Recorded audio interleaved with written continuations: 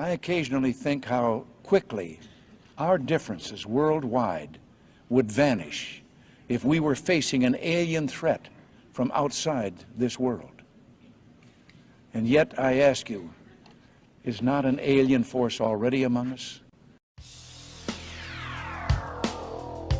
They're all over the damn place. They're in our midst, and they are family. We're related to them because they were the ones that had a hand in establishing us as a hybrid race 100,000 years ago. And that hybridization is still underway, it's still happening, even as we sit here and speak. It hasn't stopped. It's underway. They have different agendas. Some of them are nice folks and some of them are not.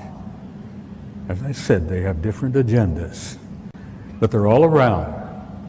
The one in the upper left-hand corner there is another self-luminous object that moves all over the place. That object is over 2,000 miles long. It is an artificially constructed object, over 2,000 miles long. It's about 500 miles in diameter. Can you imagine a technology and a society that can build an object 2,000 miles long for 500 miles in diameter? Oh, this is an object that flew up and knocked the Soviet satellite out of orbit some years ago. The Soviets sent up damn first-rate satellite. No one believed me, even from those few people that I was able to share this experience with, that this is true. But luckily, with the development of the ufology and many great people out there that are doing the research and providing the video evidence.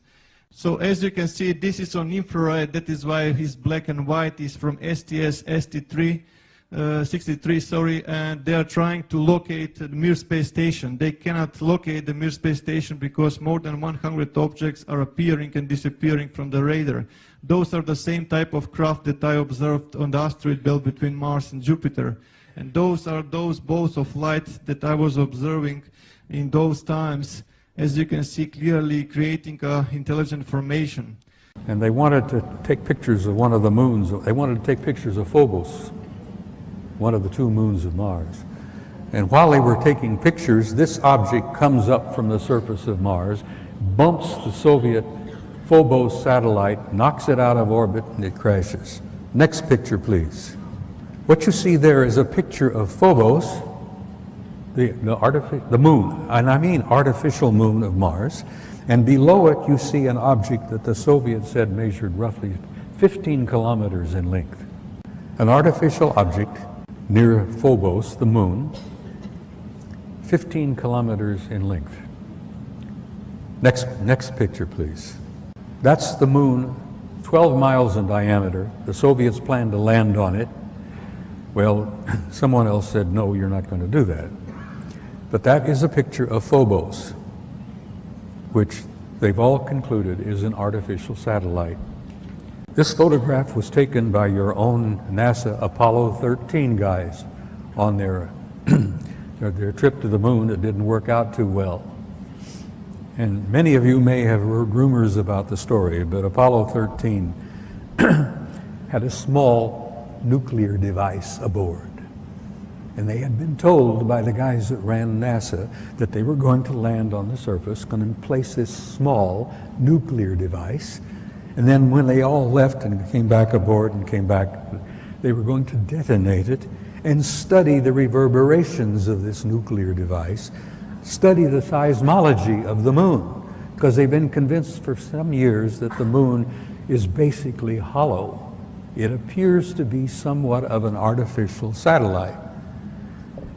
Well, they plan to detonate this nuclear device, and the others said, no, you're not going to do that.